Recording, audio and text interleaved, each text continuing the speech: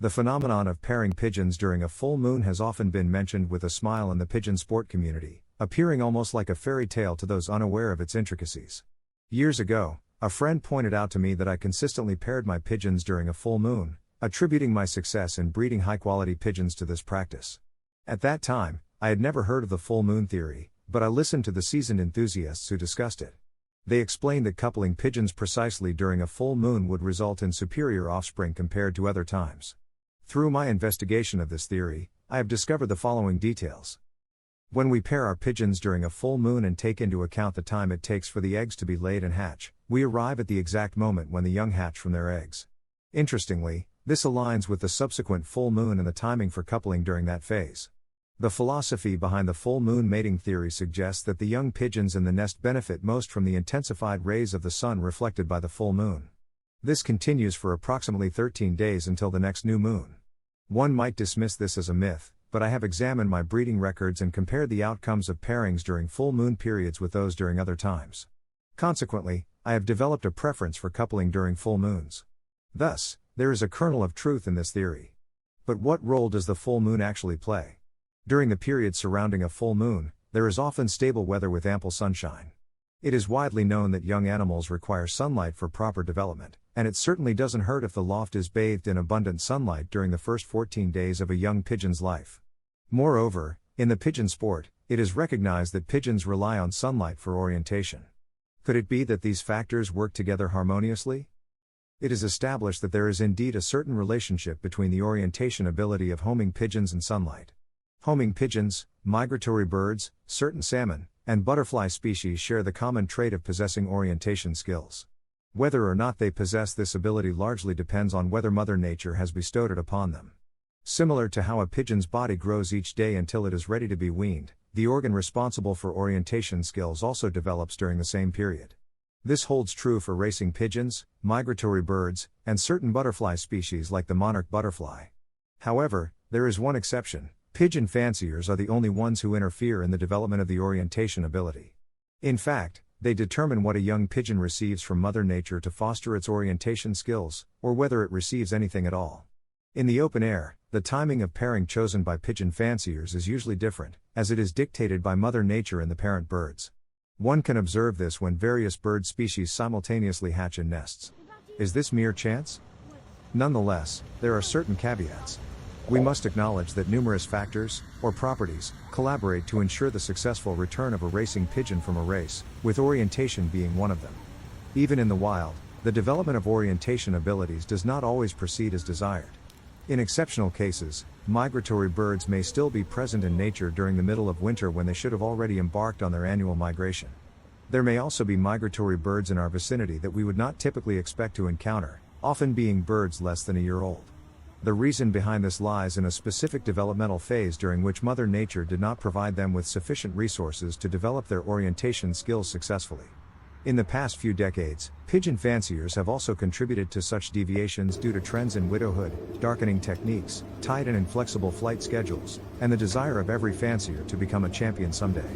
A quick look at the statistics reveals that 30 years ago, half as many pigeon fanciers bred twice as many youngsters compared to the current scenario.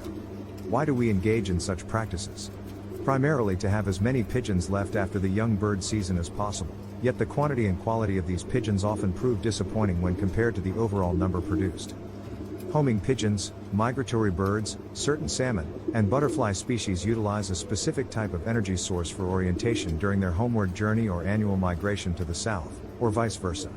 Without the ability to generate or access this energy, these species, including homing pigeons, cannot orient themselves.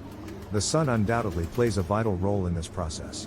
Every pigeon fancier knows from personal experience that the most beautiful and often the best offspring are bred during the months of April, May, and June. Furthermore, it is rare to lose any of these pigeons during races towards the end of the season.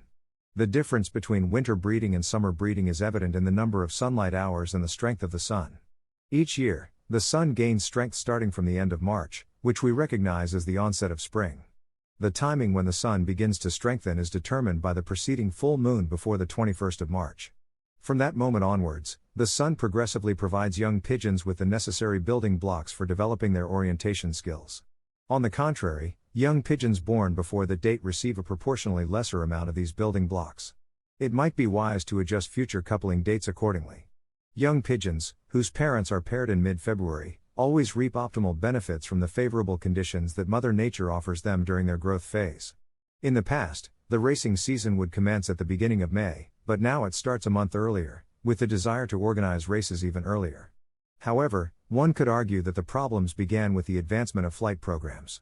Previously, racing pigeons were coupled in mid-February, and winter breeding lofts were not as prevalent. To conclude, intervention in nature always comes with a price. Returning to the topic of pairing with a full moon, I will take it into consideration this year. If it does not yield benefits, it certainly won't be detrimental. Lunar influence. The full moon has long been associated with various phenomena and beliefs. It has captivated human imagination and has been linked to folklore, myths, and cultural practices throughout history. While scientific evidence may not fully support all claims, the moon's gravitational pull does have tangible effects on Earth, such as ocean tides. Animal behavior. Some studies suggest that certain animal behaviors may be influenced by the lunar cycle, including mating rituals, migration patterns, and feeding habits. For example, marine animals like coral spawn during specific lunar phases, and some species of birds adjust their migratory patterns based on the moon. Nocturnal activity. The brightness of the full moon can affect the behavior of nocturnal animals. It provides natural illumination, making it easier for animals to navigate, hunt, and communicate during nighttime hours. This can be observed in various nocturnal species, including owls, wolves, and certain insects. Circadian rhythms. The full moon's light can also influence the circadian rhythms of animals, which regulate their biological processes, including sleep-wake cycles and hormonal activity. Some studies suggest that certain animals, such as rodents and primates, may experience disrupted sleep patterns during full moon nights. Reproduction and breeding. In some species, lunar cycles are believed to synchronize with reproductive processes. For instance, certain marine organisms time their spawning activities with the lunar phases to optimize fertilization success. However, the extent to which the full moon directly affects reproduction in different animal species is still an area of scientific inquiry. It is important to note that while these observations and associations exist, the full moon's influence on specific animal behaviors and reproduction can vary widely across different species. Furthermore, scientific research in this field is ongoing, and our understanding of the full moon's effects continues to evolve. Overall, the full moon holds a place of intrigue and fascination in many aspects of life, including the natural world and cultural beliefs. Whether its influence on pigeon breeding and racing is scientifically proven or simply based on anecdotal evidence within the pigeon sport community remains a topic for further exploration and individual interpretation.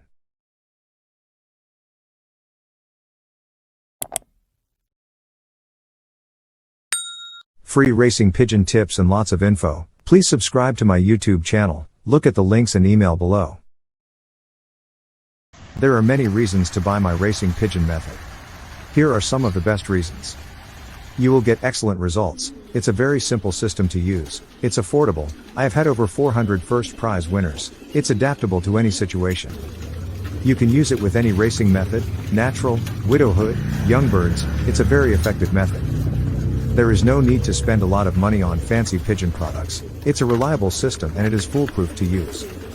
Professional athletes, race horses, take the same products. There is science behind this, not just hearsay. It is all to do with red blood cells and oxygen in the blood. Without that, a pigeon will not race well, or an athlete will not win a race. If he has low oxygen in his blood, the above is fact and is 100% science.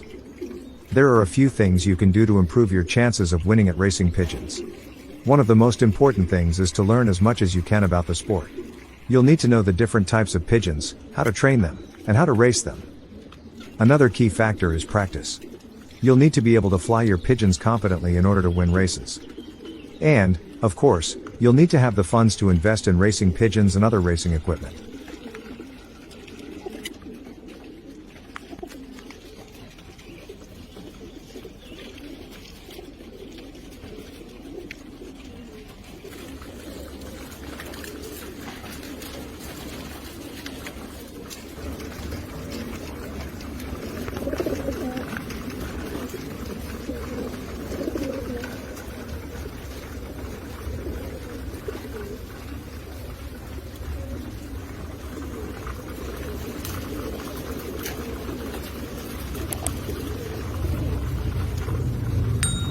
Free racing pigeon tips and lots of info.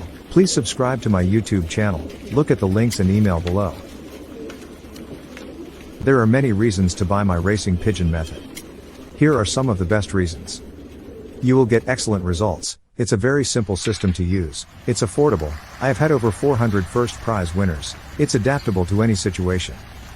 You can use it with any racing method, natural, widowhood, young birds. It's a very effective method. There is no need to spend a lot of money on fancy pigeon products. It's a reliable system and it is foolproof to use. Professional athletes, race horses, take the same products. There is science behind this, not just hearsay. It is all to do with red blood cells and oxygen in the blood. Without that, a pigeon will not race well, or an athlete will not win a race. If he has low oxygen in his blood, the above is fact and is 100% science. There are a few things you can do to improve your chances of winning at racing pigeons. One of the most important things is to learn as much as you can about the sport. You'll need to know the different types of pigeons, how to train them, and how to race them. Another key factor is practice. You'll need to be able to fly your pigeons competently in order to win races. And, of course, you'll need to have the funds to invest in racing pigeons and other racing equipment.